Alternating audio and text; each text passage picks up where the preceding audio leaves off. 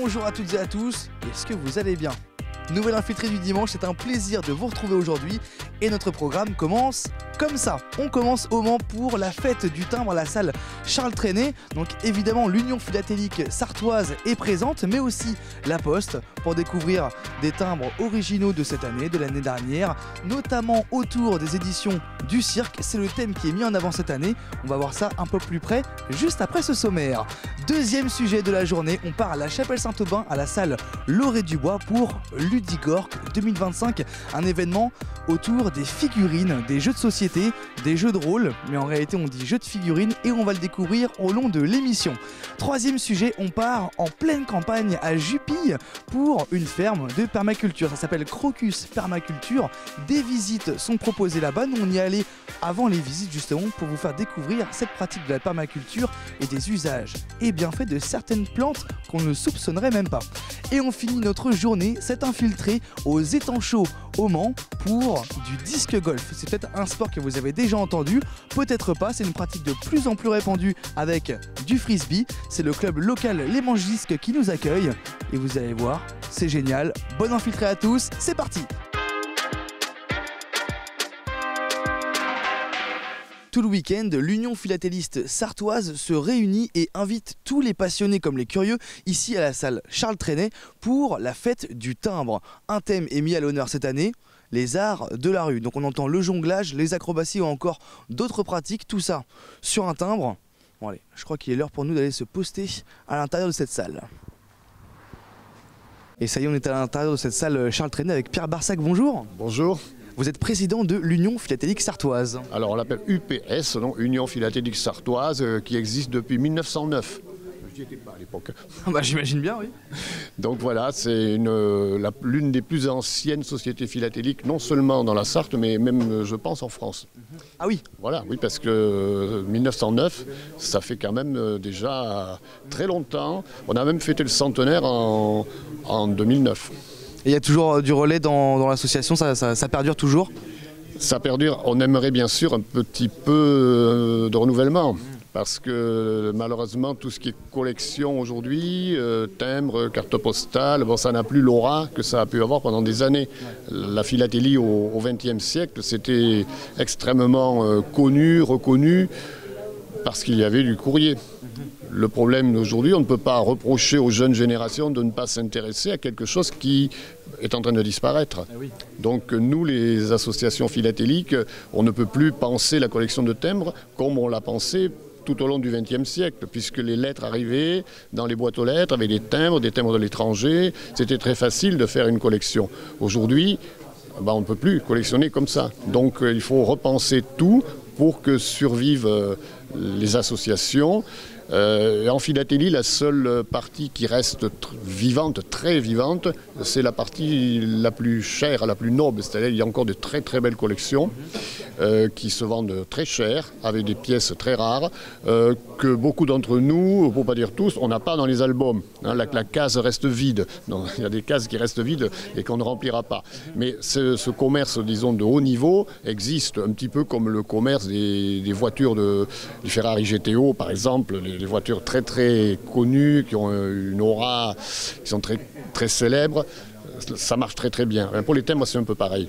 Il y a des timbres très anciens, ça se vend très bien encore. Ah, donc ce qui fait sa valeur, c'est l'ancienneté? Alors pas forcément, parce que la rareté peut venir du fait déjà qu'il y en a eu nettement moins, parce que par exemple un timbre a peut-être eu une vie très courte à cause de l'inflation, par exemple. Il y a certains timbres allemands des années 20, ils étaient émis le matin et le soir ils ne valaient plus rien, tellement il y avait l'inflation. Ah oui, voilà, mais d'une manière générale, les timbres les plus anciens sont beaucoup plus chers, valent beaucoup plus cher. Pourquoi? Parce qu'ils ont beaucoup été utilisés sur le courrier, donc les timbres neufs, il n'en reste presque plus. Et c'est ceux-là qui sont surtout recherchés. Et ce qui est très recherché aussi, c'est les lettres de l'époque. Pourquoi? Alors, parce qu'une lettre, elle peut être toute simple, toute banale. Par exemple, avec un timbre de Napoléon III bleu, très courant, avec un tampon du Mans. Bon. Mais si cette lettre est partie, par exemple, dans un pays en guerre, qui a été ouverte par la censure, avec des tampons divers, Par exemple, on peut voir pas mal de lettres de la Seconde Guerre mondiale où les timbres sont très très banals, mais où la censure allemande ouvrait le courrier. Il y a comme ça des pays, le Cambodge a eu par exemple des lettres au moment où ils surchargeaient toutes les lettres en accusant le Vietnam d'impérialisme. Ah oui, d'accord. Donc les timbres sur la lettre n'ont pas une grosse valeur, mais la lettre elle-même a une valeur historique. La philatélie est très liée à la géographie et à l'histoire. D'accord. Et les périodes les plus difficiles à collectionner sont les périodes troublées historiquement. La guerre d'Espagne, par exemple, c'est pas du tout facile à collectionner, y compris en Espagne. D'accord. Parce qu'en temps de crise, le courrier circule moins. Et en plus, souvent, en temps de crise, les gens n'ont pas tellement d'argent pour envoyer des lettres partout avec des beaux timbres. Là, je vois Samuel qui filme des timbres, justement.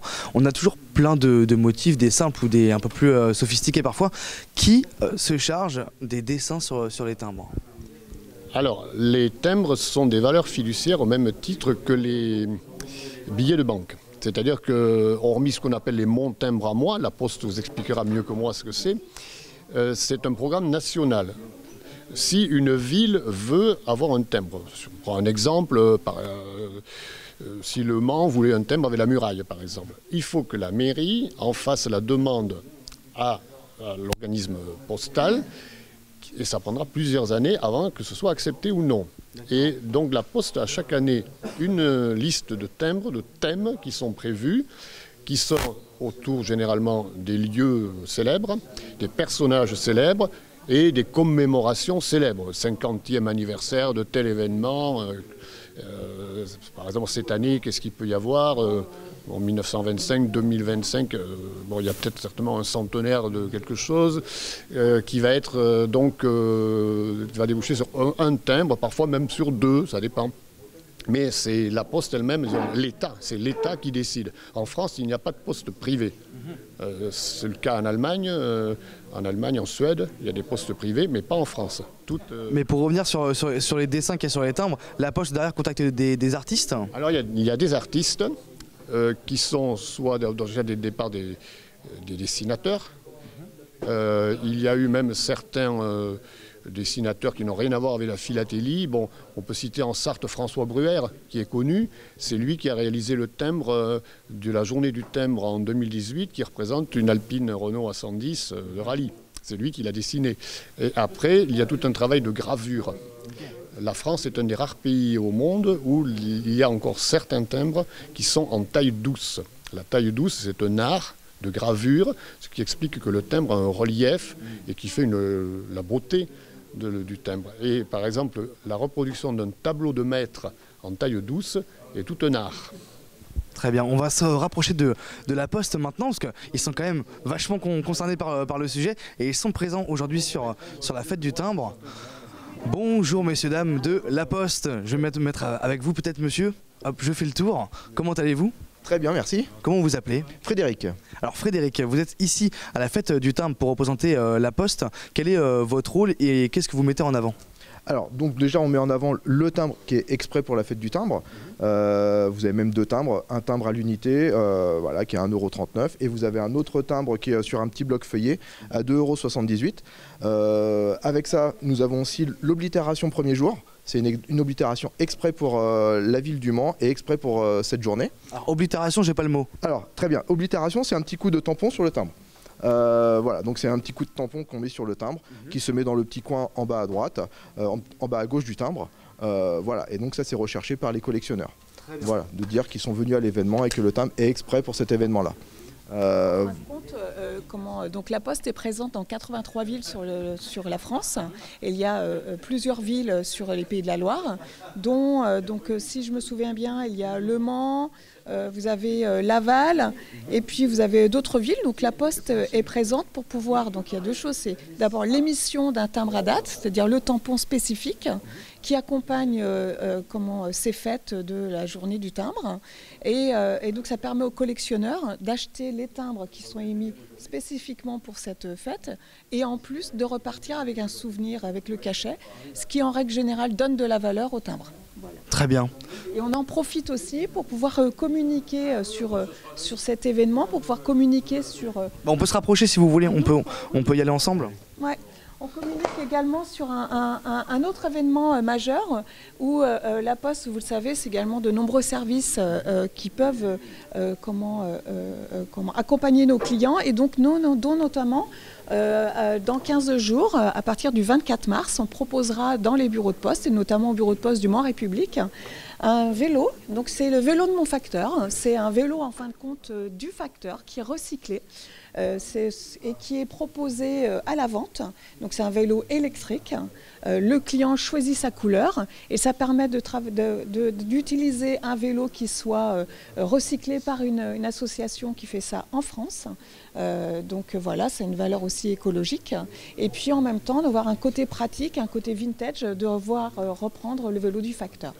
Donc ça, on aura un vélo vraiment en présentation au bureau de poste du Mans République et il sera également proposé à la vente dans tous les bureaux de poste. C'est super, ça fait une seconde vie, c'est bien aussi, c'est écolo, mine de rien. Oui, tout à fait. Et hier, j'avais un facteur justement qui présentait son vélo, enfin un vélo de son collègue, pour montrer que c'était vraiment les vélos qui étaient recyclés de la Poste. Voilà. C'est une bonne chose, merci beaucoup pour toutes ces informations et puis le message pour le vélo, il est passé. Oui, merci, c'est super sympa. Bon, merci à vous, merci. J'ai maintenant rejoint André Foucault, bonjour. Bonjour. Donc vous êtes membre de l'UPS depuis combien de temps? Plus de 50 ans. C'est beau. Ben oui, mais c'est l'âge qui fait qu'on a l'ancienneté. Oui. Le thème de cette fête du timbre cette année et pour les années qui vont suivre, c'est le cirque, notamment le jonglage et les acrobaties. Et il y a une belle collection derrière dont vous pouvez nous parler. Alors moi, quand il a été annoncé que le timbre serait sur le cirque, comme mes collègues savent que je collectionne les cartes postales et les timbres de cirque, ils m'ont dit t'as pas le choix, il faut que tu fasses une expo. Donc j'ai fait cette expo. Donc on peut peut-être s'en rapprocher, vous pouvez peut-être nous expliquer des détails sur quelques timbres Des détails, c'est surtout l'histoire du cirque, avec ce qui s'est passé en France et à l'étranger.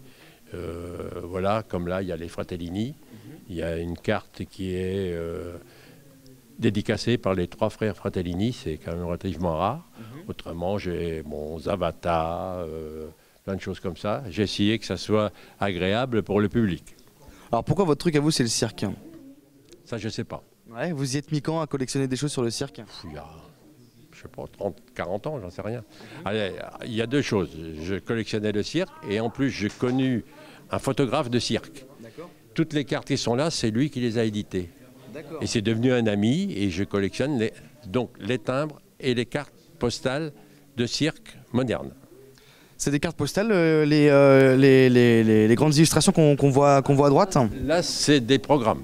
Des programmes, d'accord. Voilà, c'était pour compléter un peu, pour faire voir ce qui se faisait. Et donc là, je vois des montres qu'on a des timbres et à côté des illustrations, en fait, c'est quoi ça? C'est pour expliquer. Là, en fait, on voit le timbre ici, voilà. Et derrière, c'est l'explication vraiment et la mise en contexte. Oui, en principe, ça correspond. Hein, mais le but, c'était d'intéresser le public, non seulement par le timbre, mais aussi par les illustrations. Et que ce soit pas juste sur le timbre, mais en fait qu'on comprenne toute l'histoire qu'il y a derrière. Parce que bon, le timbre n'intéresse que le philatéliste, mais la carte postale, les photos vont intéresser des personnes qui ne sont pas obligatoirement collectionneurs, hein, qui sont attirées par la beauté de l'illustration. Merci beaucoup André. Eh bien merci d'être venu nous voir. Et merci à vous, bonne fin de journée. Vous aussi. Merci. Au revoir. Au revoir. Je rejoins une nouvelle fois Pierre pour conclure avec vous. Qu'est-ce qui se passe prochainement pour l'UPS? Alors pour l'UPS, cette année, il y a deux moments forts. Premièrement, vers le mois de juin, émission, comme on le fait chaque année, d'une carte postale sur le thème des 24 heures. Allez, on peut dévoiler déjà que ce sera une Lamborghini et une Alpine. D'accord. Voilà. C'est pas encore fait, il n'y a que la maquette, mais on restera avec les italiennes. L'année dernière, on avait bien sûr la Ferrari qui a gagné en 2023, donc les italiennes resteront d'actualité. Et ensuite, le 23 novembre, à la salle Pierre Guédou, il y a notre traditionnelle bourse multicollection. Donc là aussi, on espère avoir plus de monde que l'année dernière. Et puis là aussi, on espère rajeunir un petit peu. L'année dernière, on a eu un monsieur qui est venu, un petit jeune qui est venu vendre des cartes Pokémon, par exemple. Donc voilà, on espère avoir diversifié, que ce ne soit pas... Les gens pensent que c'est une bourse de philatélistes. Il y a des philatélistes, bien sûr, mais pas que. Et notamment, on essaye d'avoir pas mal de personnes qui puissent mettre en vente des souvenirs autour des 24 heures. Affiches, programmes officiels, ça c'est toujours très très couru au Mans. Bah, peut-être qu'on s'y verra donc, en fin d'année. Nous on vous laisse, on va à la chapelle Saint-Aubin. Ben, c'est bien, bonne journée et puis merci beaucoup d'être venu. Mais il n'y a pas de quoi, au revoir. Au revoir.